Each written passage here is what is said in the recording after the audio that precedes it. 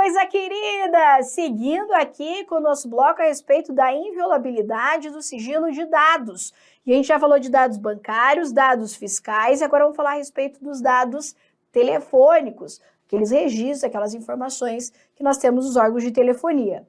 Aqui vale a regra geral em relação à quebra de sigilo de dados. Aqui a gente lembra, então, que é possível, é até decorar mesmo, CETEA, até decorar, por ordem judicial, por previsão em lei ou por decisão de CPI, tá? Então, só lembra que o sigilo telefônico, o sigilo de dados telefônicos não se confunde com as comunicações telefônicas. E chegamos, então, nos dados telemáticos ou informáticos. E aqui, para muita gente, isso é tudo muito novo, né? Para quem nasce aí já na geração Z+, sei lá aí como é que tá já esses nomes aí de geração, isso aqui é uma coisa muito simples, óbvia até, mas para muita gente não é. O que são os dados informáticos ou telemáticos? Olha só. É a comunicação à distância proporcionada, esse é o conceito, por serviços informáticos fornecidos por redes de telecomunicações. É a tecnologia que permite transferir e armazenar arquivos de texto, de som e imagem, com auxílio de recursos das telecomunicações, telefonia, satélite, cabo, fibra ótica e da informática, computadores, periféricos, softwares, sistemas de rede. Então, tudo aquilo que a gente comunica através desses sistemas, de computador, smartphone, software, aplicativos, iPads, tablets, tudo isso aí é o que nós chamamos, o que a gente transfere e usa de dados aqui nessa rede de computadores, é o que nós chamamos de dados informáticos ou de telemática, tá? Beleza. A gente já viu, inclusive, que em relação a isso, a superação da jurisprudência do Supremo Tribunal Federal, que se protege não mais apenas a comunicação, o fluxo dos dados, mas também os dados em si, ok? Em relação a esse sigilo, eu trago algumas jurisprudências importantes. Bom, o sigilo de dados informáticos é uma novidade, né, da atual modernidade, da Revolução Industrial 4.0 aqui, né, das revoluções de informática. Por isso as jurisprudências são bem recentes sobre o tema, olha só. Sigilo da comunicação de dados por meios informáticos, assim como os demais direitos individuais, não é absoluto, podendo ser afastado para apuração de crime por meio de decisão judicial devidamente fundamentada. Então, logo, hoje nós entendemos que o sigilo aqui de dados, sejam eles de telemática, seria possível, então, através de ordem judicial. Ok aqui? STF, não há violação do artigo 5º da Constituição, que conforme se assentou na sentença, não se aplica o caso, pois não houve quebra de sigilo das comunicações de dados, interceptação das comunicações, mas sim apreensão da base física na qual se encontravam os dados. Essa é a jurisprudência anterior. Você lembra que eu disse para você que o STF entendia que o que se protegia eram só as comunicações. Essa é uma decisão dessa época, mas olha só, e é isso aqui que vai estar lá na sua prova. Embora seja displicenda, desnecessária, ordem judicial para apreensão dos celulares, pois os réus encontravam-se em situação de flagrância, as mensagens armazenadas no aparelho estão protegidas pelo sigilo telefônico, que deve abranger igualmente a transmissão, recepção ou emissão de símbolos, caracteres, tal, através de sistemas de informática e telemática. Em verdade, deveria a autoridade policial, após a apreensão do telefone, ter requerido judicialmente a quebra do sigilo dos dados nele armazenados, de modo a proteger tanto o direito individual à intimidade, quanto a segurança pública e blá, blá, blá. O que a jurisprudência do STF entende agora? Que o celular, o smartphone, é um meio de comunicação de dados telemáticos. Por isso, a sua quebra depende necessariamente de ordem judicial. O que pode, por exemplo, é a polícia apreender o celular. Então, o cara está lá numa situação de flagrante, revista o cara, pega o celular, apreender o celular, ela pode. Aí, agora, para ela acessar o conteúdo do celular, ou a pessoa autoriza, que eu acho bem difícil, Ora, marido não autoriza a esposa a acessar conteúdo, quem dirá o bandido preso em flagrante. Mas vamos imaginar que a pessoa realmente não tem nada lá. Ela autoriza ou ainda através de uma ordem judicial. Essa decisão aqui, ela foi do STJ. E daí, durante um tempo, a gente falava assim, ó, as nossas aulas, essa é até uma atualização. A nossa aula falava assim, ó, se for do STF, entende que depende de ordem judicial. Se é decisão do STJ, não depende de ordem judicial. Se é decisão do STJ, entende que depende de ordem judicial. Contudo, o Supremo Tribunal Federal já tem uma decisão proferida pela segunda turma que entende que sim, depende de ordem judicial. Então, para a sua prova, Teteia, para a sua prova, acesso a conteúdo de celular, mesmo do cara preso em flagrante, depende sim de ordem judicial. A gente ainda não tem uma decisão do STF proferida em plenário, com repercussão geral. O que a gente tem é uma tese de repercussão geral que ainda não foi decidida definitivamente. Agora, como já há uma decisão da segunda turma, que inclusive eu vou deixar aqui, você pode ler com carinho aqui depois, você deve lembrar que para a sua prova, para acessar conteúdo de celular, precisa sim de ordem judicial. Ok aqui? Muito bem. Vamos fazer um resumão aqui de dados? Vamos fazer um resumão de dados? Porque a gente falou coisa pra caramba aqui, ó. Então, vamos lá. Só para você não se perder. Então, eu tenho... Peraí, que tem lá. Estou ligado já no fantasminha ali. Então, eu tenho os dados bancários... Eu tenho os dados fiscais, eu tenho os dados telefônicos e eu tenho os dados informáticos. Não é isso? Tá. Em relação à comunicação aqui de dados, a regra é que eu preciso, então, para esses dados de previsão em lei,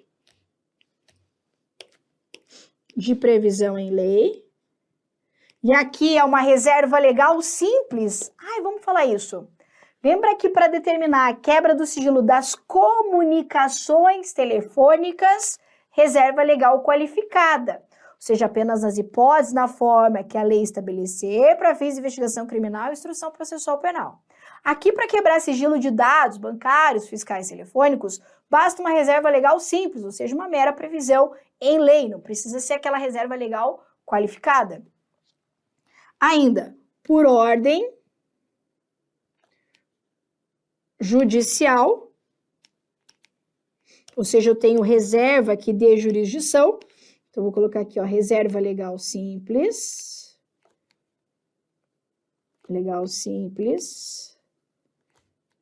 reserva de jurisdição. Aí, professora, o que é esse juridiquês, mesmo de reserva de jurisdição? Quando algumas matérias a Constituição reserva aqui a decisões judiciais, a gente fala que são matérias de reserva jurisdicional. Então, a quebra do sigilo de dados, ela foi reservada a quem? A lei, tem que ter lei estabelecendo, e ainda a um juiz que pode determinar em situações específicas essa quebra. Ou ainda por decisão de CPI. Não esquece da CPI. A CPI. Aqui vou um pouquinho mais. A CPI que pode determinar essa quebra é a CPI federal ou estadual. A CPI municipal não pode. Isso porque a CPI municipal ela não vai ter os mesmos poderes das autoridades judiciais. Então, CPI municipal, não. Então, quem pode? Lei, ordem judicial e decisão de CPI. Em relação às comunicações de telemática, informática aqui, ó, o tratamento que ela está recebendo, atual, então, é a quebra apenas através de ordem judicial. Ordem judicial. Inclusive, há doutrinadores que defendem que a comunicação aqui por telemática, informática, só poderia ser determinada, inclusive, para fins de investigação criminal e instrução processual penal. Ou seja, sendo equiparada, portanto, o tratamento às comunicações telefônicas. Mas isso ainda está em construção, não tem questão falando isso ainda. Então, eu quero que você grave assim em relação aos dados que é a jurisprudência atual que a gente tem hoje sobre o tema. Bancários, fiscais telefônicos, lei, ordem judicial e CPI. E se vier assim, ó, genérico, a respeito do sigilo de dados, é possível a quebra por ordem judicial ou decisão de CPI, tá certo. Se ele falar em dados, ele está falando de uma forma genérica, você pode considerar aqui aqueles dados bancários, fiscais e telefônicos. Agora, se ele falar sobre os dados informáticos ou de telemática, aí ele está falando do smartphone. Aí ele está falando a respeito desse acesso ao conteúdo do celular, e daí aqui depende necessariamente de ordem judicial. Ok aqui? Tá. Vou colocar aqui, ó, uma estrelinha. Protege a comunicação, mais os dados em si. Resuminho? Gostamos, né? Resumo é sempre bom. Tá. Em relação às comunicações telefônicas, aí aqui chegamos lá. A comunicação telefônica, então, ela é a conversa na hora que está sendo realizada. Alô, não sei o quê, aquilo que seu irmão, sua irmã lá, às vezes um pai mais curioso aí, acabava pegando, né, o gancho do telefone fixo lá para ouvir. Isso aqui só pode por ordem judicial. Então, aqui apenas por ordem judicial. E daí a Constituição fala, nas hipóteses, na forma que a lei estabelecer, reserva legal qualificada, inclusive aqui só a título de curiosidade, porque ela não é de penal, processual penal, esses janho aí, é a lei 9296 de 96. E ela vai trazer requisitos, quais crimes que isso pode, cheio de restrição esse negócio aqui. Tá. E ainda para fins de investigação criminal,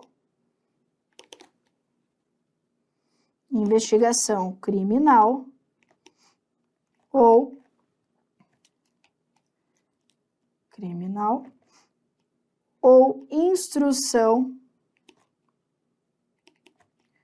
processual penal. Ou seja, no caso de inquérito ou, eventualmente, aqui numa ação penal. Lembrando também algumas jurisprudências aqui importantes. Primeiro, não cabe interceptação feita apenas com base em denúncia anônima. Não pode, fundamentada, apenas em denúncia anônima. Mas isso aqui é de uma lógica fácil de se compreender.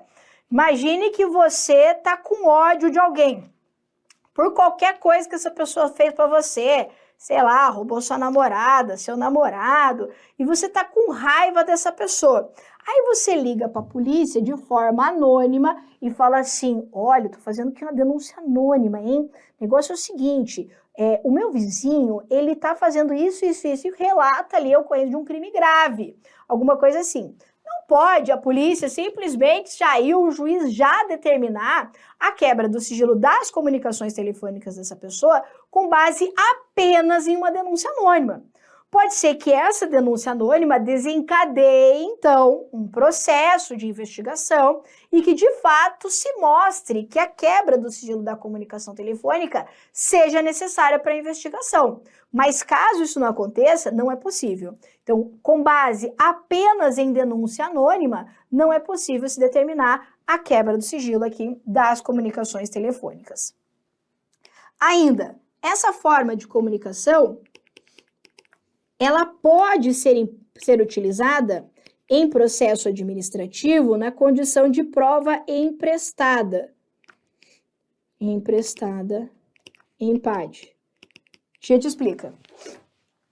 Você viu que só posso quebrar o sigilo da comunicação telefônica quando estiver envolvendo um crime, investigação criminal, instrução processual penal, certo?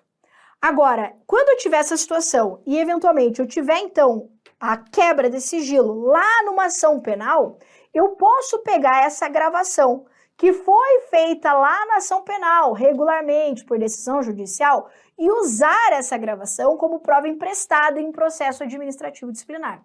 O que eu não posso é quebrar o sigilo da comunicação telefônica no processo administrativo. Então, você está lá, servidor público, certo? Está respondendo a um PAD. Mal entrou e já está respondendo a PAD. Tem um processo administrativo. Eu não posso ter a quebra do sigilo das comunicações telefônicas diretamente no PAD. Mas vamos imaginar que você, além de estar respondendo ao PAD, está respondendo também a uma ação penal. E daí lá na ação penal, um juiz determinou a interceptação telefônica. Pegaram uma gravação sua falando assim, então, o esquema de corrupção é assim, eu recebo a propina, aí eu passo para fulano, tal. Opa!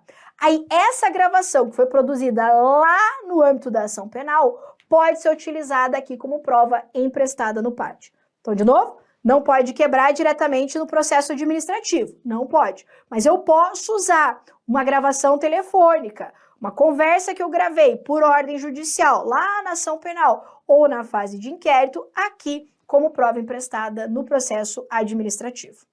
Ok aqui? Beleza.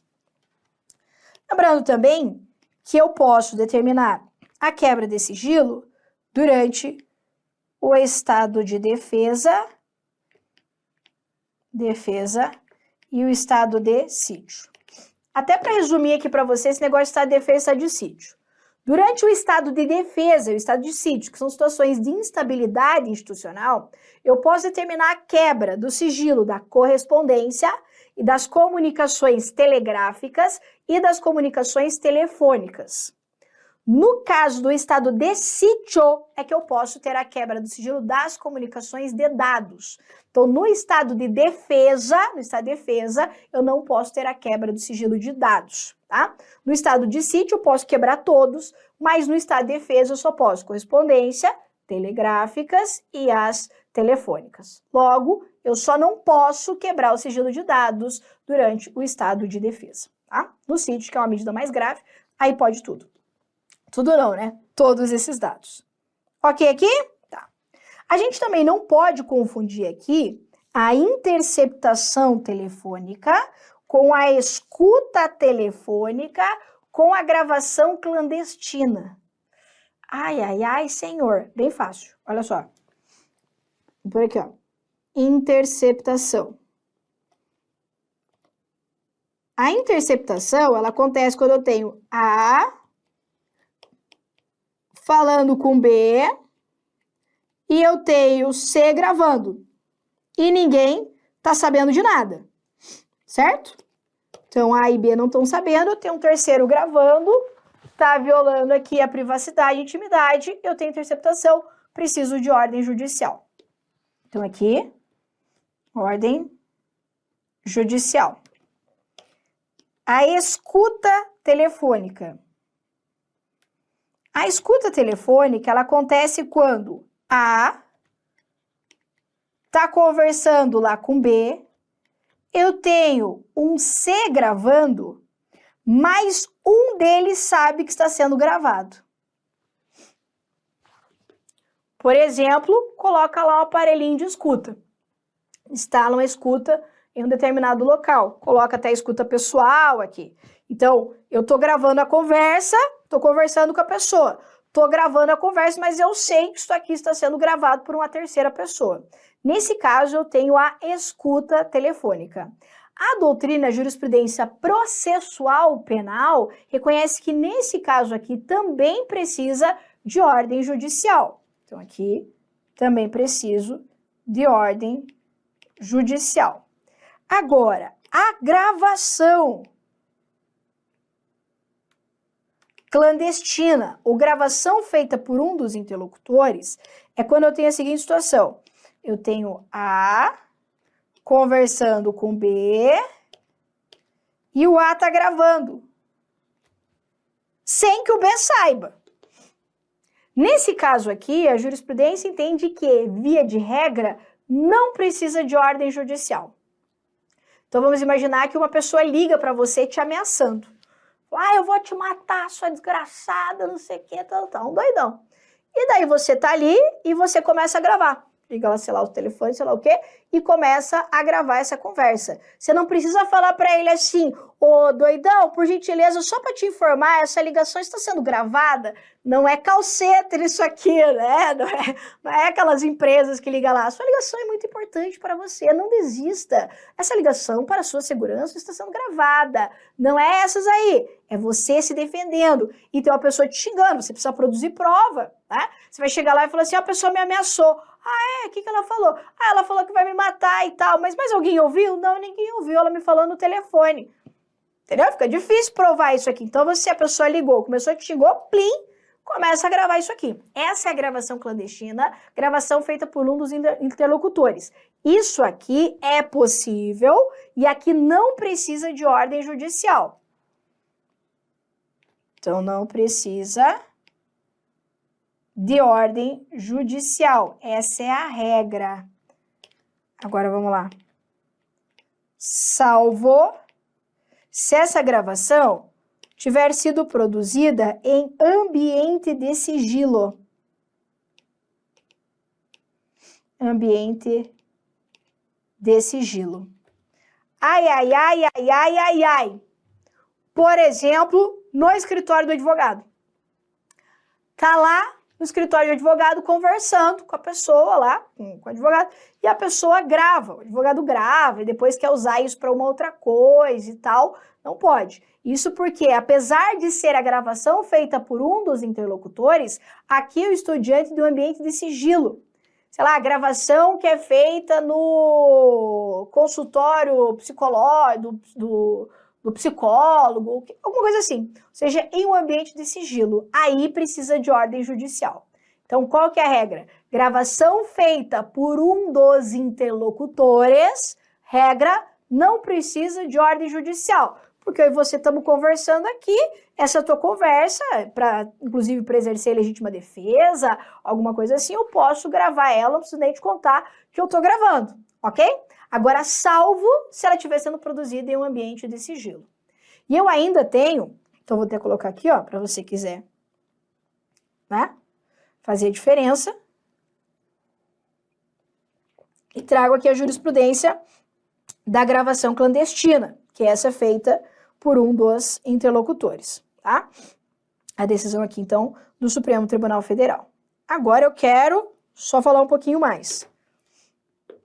Também não pode ser feita a gravação por um dos interlocutores quando envolver a autoridade policial e o investigado. Então, vamos imaginar assim, ó. Chega lá a pessoa para interrogatório, alguma coisa ali e tal, e daí o policial tá ali, né?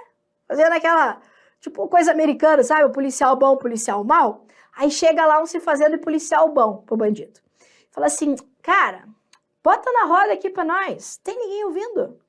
Você fez, né? Não, você fez.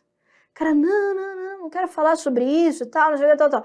Não, para, conta aqui pra nós. Fez, sim, essa tua carinha não me engana. Conta aqui pra nós. E nisso tem um aparelhinho gravando ali a conversa. Nesse caso, eu tenho uma conversa sendo gravada por um dos interlocutores, ok? Nesse caso, essa gravação vai ser considerada assim como prova ilícita. Por quê? Porque ela foi produzida aqui entre o policial e o réu, e nesse caso houve violação do direito à não autoincriminação. Foi isso que o Supremo Tribunal Federal reconheceu. Então, gravação feita por um dos interlocutores não precisa de ordem judicial. Interceptação, escuta, aparelhinho de escuta lá. Tem uma pessoa que está sabendo que está gravando, tem um terceiro gravando, precisa de ordem judicial. 2 conversando, ninguém está sabendo que está sendo gravado, precisa de ordem judicial. 2 pessoas conversando, um dos interlocutores grava. Regra, não precisa de ordem judicial, salvo se produzido em ambiente de sigilo e salvo aqui também se decorrente de relação aqui com a autoridade policial, tá? Então, sigilo mais policial. Só para você lembrar essas jurisprudências que já apareceram em prova. Ok aqui? Muito bem. E para a gente fechar esse bloco aqui, ó, com chave de ouro, nós temos que falar a respeito do novo direito fundamental, que é a proteção aos dados pessoais, inclusive nos meios digitais. Aí você vai lá, mas professora, você não estava falando até agora a respeito da proteção de sigilo de dados pessoais? E agora você vai falar de outros dados pessoais? Na verdade, não. O que acontece? A proteção da Constituição, ela assegura, então, quanto à privacidade, a nossa vida privada, intimidade, honra, imagem, e ela vem reforçando essa proteção quando ela diz que é inviolável sua correspondência, comunicação telegráfica, dados e as comunicações telefônicas.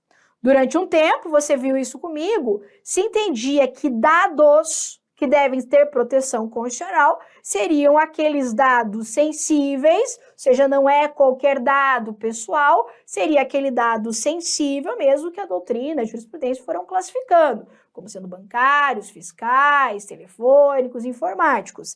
E ainda que o que deveria ser protegido é a comunicação dos dados e não só os dados em si. Apesar da superação da jurisprudência, que entende hoje que o que se protege é a comunicação e também os dados, e a jurisprudência, você viu comigo aquela da medida provisória e tal, que já entendeu que deve se dar também uma proteção aos dados pessoais, mesmo os não sensíveis, aqui o Congresso Nacional entendeu que haveria necessidade de se criar um direito fundamental novo, para que isso ficasse bem claro, no sentido de dizer, olha, se a jurisprudência do STF regressar e entender que é só a comunicação de dados, aqui a gente está dizendo, o que se protege são os dados em si. Então, para evitar uma instabilidade em decorrência da oscilação de jurisprudência, que a gente sabe que é normal, e também para não ficar aí à mercê de posicionamento doutrinário, o Constituinte aqui, derivado, né, o Congresso Nacional, entendeu que deveria, então, criar um novo direito fundamental. E foi nesse sentido, então, que foi aprovada a emenda 115 de 2022 para reconhecer aqui como um novo direito fundamental a proteção aos dados pessoais. Quando essa emenda foi feita, no primeiro momento, ela alterava a redação do inciso anterior, ou seja, do inciso que fala a respeito da inviolabilidade da correspondência e tudo mais. Então, o texto original seria lá, inviolável a correspondência, a comunicação telegráfica, dados, telefônicas, aí vinha lá ressalvado, tal, inclusive os dados pessoais nos meios digitais. Então, o projeto inicial, para você entender onde a gente chegou aqui, o projeto inicial alterava a redação desse inciso que a gente já analisou. Contudo, eles falaram, não, são coisas diferentes, os debates foram bem acirrados, encalorados, no sentido de que aqui seria um direito diferente daquele. Apesar de eles não terem se debruçado tanto na jurisprudência, que já entendia que os dados pessoais seriam, por exemplo, direitos implícitos, né? Um direito fundamental implícito decorrente da proteção do sigilo de dados, agora não resta mais dúvida. Você sabe, né? A galera gosta de fazer uma emenda. A verdade é essa. Precisaria dessa emenda para eu dizer a proteção de dados pessoais é um direito fundamental? Não precisaria. Não precisaria, porque eu posso extrair aqui essa proteção do próprio inciso que fala da inviolabilidade da comunicação de dados. Mas eles falaram assim, fica esse negócio de o que protege a comunicação e não os dados, para não ter dúvida, pronto, criamos aqui então um novo direito fundamental. Leia comigo o que diz aqui a conste agora. É assegurado nos termos da lei o direito à proteção dos dados pessoais, inclusive nos meios digitais. Veja que agora não se fala só em comunicação de dados, e aqui eu estou me referindo aos dados pessoais e não só aos dados sensíveis. Para não ter dúvida, pronto, temos aqui um novo direito fundamental. Veja que eles optaram por não alterar a redação do anterior, permanecendo lá a comunicação de dados, e inserir então um direito fundamental novo. Mas aqui, de novo, não tem nada, né, Teté? Porque a gente já extraía essa proteção das disposições anteriores da regra geral de privacidade. Essa previsão através dessa emenda, ela decorreu, então, da criação da tal da LGPD, que é a Lei Geral de Proteção de Dados. E essa LGPD, ela faz uma diferença entre dados pessoais e dados sensíveis. Claro que não é objeto da minha aula, dar uma aula sobre a LGPD, mas eu acho que vale a pena a gente entender qual é o cenário atual de proteção e por que isso aqui virou um novo direito fundamental. A LGPD vai dizer assim, ó, que dado pessoal é aquela informação relacionada à pessoa natural, identificada ou identificável. Aqui pode ser teu nome, RG, CPF, Estado Civil, é seu dado pessoal, ok? Dado pessoal sensível é aquele dado pessoal sobre origem racial ou étnica, convicção religiosa, opinião política, filiação a sindicato, organização de caráter religioso, filosófico ou político, dado referente à saúde ou à vida sexual, dado genético ou biométrico, quando vinculado a uma pessoa natural. Veja que a LGPD, ela surge de um movimento que não é brasileiro, de um movimento no mundo inteiro de se proteger os dados das pessoas. Isso que, como eu disse antes, o dado, lá o RG, o CPF de uma pessoa, no máximo, você extraía meia dúzia de informação. Agora, se eu tenho um CPF de alguém, e o cara, né, não tiver muito bem intencionado, ele consegue fazer uma varredura na vida da pessoa. Saber o que aconteceu no passado, o que não aconteceu. E esse dado hoje é o novo tesouro, é o ouro dessa geração. E isso, inclusive, tem sido comercializado de forma irregular. Quer ver que você sabe? Você só não sabe que você sabe? Quando você, por exemplo, está lá na sua casa, né? E daí, de repente, aparece uma propaganda para você sobre uma determinada coisa, um tênis. Ó, eu falei de tênis, o celular está ouvindo, daqui a pouco eu vi propaganda de tênis. Né?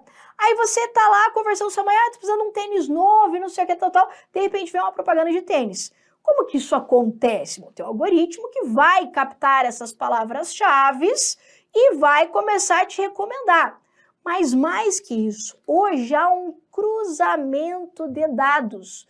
Então, por exemplo, você já deve ter sentido assim, nossa, mas eu nem falei nada, eu só pensei e alguém me recomendou e apareceu aqui no meu celular uma propaganda de uma determinada coisa. Como que pode isso?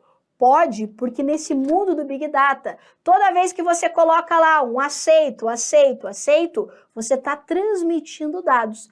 Aí tá lá você que começou a correr, tá? Começou a correr, falou, não, eu estava sedentário, começou a correr, postou no Twitter, postou lá no Facebook, umas fotinhos suas correndo no Instagram e tudo mais. Aí nisso, você, poxa, vai correr, né? Aí você vai no, sei lá, numa loja e compra um tênis, certo?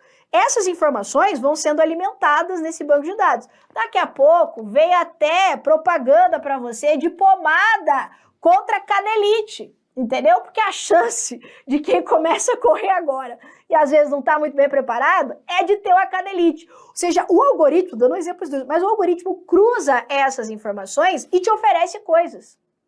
E é o que a gente fala, né, Teté? A gente não, é os caras que falam isso aí. Quando um negócio é gratuito, é porque o produto é você. E os dados hoje são a principal ferramenta para se oferecer coisas a um público-alvo. Isso que antes as pessoas anunciavam no jornal alguma coisa. A chance dessa informação chegar em quem realmente está interessado é muito pequena. Agora, quando você tem um retrato do público-alvo, você consegue direcionar a informação e ter muito mais eficiência nesse retorno, na conversão, na compra ali daquele produto. Os caras não querem perder dinheiro, eles querem ter eficiência. Como eu faço? Eu compro dados. Compro dados de quem? De todo mundo que tiver dados aí. Dados que tem quando você vai na farmácia. E isso aqui tem uma história muito legal, que é o que, na minha opinião, uma das melhores para ilustrar a necessidade de proteção de dados pessoais. Teve um caso nos Estados Unidos de uma menina que descobriu que estava grávida. Então ela foi numa farmácia, fez um teste de gravidez, ok? Fez lá o teste de gravidez e descobriu que estava grávida. Aí ela foi e comprou um creme para gestação. Então veja, ela foi e fez um teste de gravidez. Ela não contou para ninguém da farmácia que ela estava grávida. Mas ela foi dias depois e comprou um creme de gestante, assim, para passar para não dar as estrias, esse negócio todo. Que às vezes não adianta nada, acaba que dá igual. Mas enfim, ela comprou esse creme, tal. De repente chega na casa dela um pacote, um recebido, um mimo de uma loja de departamento americana, dando os parabéns para ela pela gestação e não sei quantos por cento de desconto nas compras lá do departamento infantil. Quem recebe o mimo é ninguém mais, ninguém menos do que o papai da menina, que não estava sabendo da gravidez. Cara, a loja de departamento estava sabendo da gravidez e o pai da menina não estava sabendo da gravidez. Você já imaginou a confusão isso aí? O que é privado hoje? O algoritmo já sabia que ela estava grávida. Mas tem coisa que é íntima, é privado, é a gravidez, né? Você vai ter um filho, às vezes você não quer contar pra ninguém. Ainda mais, né, no início da gestação, às vezes você não quer que ninguém saiba, nos 3 primeiros meses, que pode perder aquele nervoso todo da mãe e da família. E o algoritmo lá mandando. Ela autorizou, quando ela comprou lá o negócio na farmácia, a farmácia compartilhar o dado dela com a empresa lá de departamento? Certamente que não. Mas quando ela disse, sim, eu aceito, para ganhar um desconto no produto, ela está dizendo, sim, eu aceito esse tipo de compartilhamento. Você está entendendo aqui? Essas situações como essa é a nossa realidade hoje. Tá? A gente movimenta, gera dados. Informações aqui que são mais precisas do que, às vezes, aquela sua melhor amiga sabe a teu respeito. Aliás, há informações mais precisas do que aquilo que você mesmo sabe a teu respeito. Por isso, vem recomendações do tipo que você só pensou, mas já apareceu. Como que eu só pensei e já apareceu? Porque o algoritmo cruzou informações, o algoritmo está muito evoluído aqui, e ele falou, se ela está fazendo isso, se ela está fazendo aquilo, se ela está fazendo aquele outro, se ela está lendo sobre isso, então ela também se interessa sobre aquilo. E parece tipo uma bola de cristal, mas não é. Isso aí é o mundo binário. 0, 1, 0, 1, assim que o algoritmo pensa. Nesse cenário, o direito precisa falar assim, cara, a gente precisa, como é que nós vamos proteger a privacidade das pessoas aqui, rapaz? Vamos criar uma lei que vai dizer que tem que tratar os dados. Então, quando você chega na farmácia, você viu que mudou isso aí, né? Você chega na farmácia, agora você tem que fazer o cadastro, você tem que assinar um monte de coisa, aceito, não sei o quê, tal. Por quê? Porque a LGPD já está valendo. E ela está dizendo assim, olha, se a pessoa vai comprar um remédio, você não tem por que perguntar para ela qual é a religião dela. Quando você vai comprar um remédio na farmácia, o que você precisa? Você precisa saber o nome, CPF para gerar a nota. Só. No máximo, endereço, você vai entregar para a pessoa. Mais que isso, não é necessário. Logo, as empresas, então, todo mundo que, de alguma forma, se relaciona com dados, vai ter que tratar corretamente os dados. Ah, eu quero comprar uma passagem de ônibus. Não tem por que pedir qual é a sua orientação sexual. Não tem. O que importa para emitir um boleto da passagem? Ou seja, eu restringo o acesso aos dados e limito aqui também essa esfera de compartilhamento, trazendo para o mundo do aceito, né? Ah, eu aceito, eu não aceito. O problema é que a gente sabe que o nosso aceito, né, é automático. Ah, você aceita continuar aqui os cookies, o não sei o que, as bolachinhas e não sei o que? Bom, se você não aceita, você não continua na página. Você quer continuar na página, você aceita. E assim os nossos dados giram nesse mundo todo, sendo comercializados e cada vez mais bombardeados aí de informações, de produto, para te vender coisa. Eita, mundão dos dados, ok? É nesse cenário que vem então a proteção desses dados pessoais. Para nossa prova, eu acho que se vier alguma coisa, vai dizer assim, que a Constituição ela não assegura de forma expressa a proteção aos dados pessoais, mas só a comunicação de dados, errado, que agora eu tenho proteção expressa dos dados pessoais, ou que isso não é protegido nos meios digitais, errado, porque há sim proteção nos meios digitais. Ok? Encerramos esse nosso bloco, espero que você tenha gostado, até a próxima.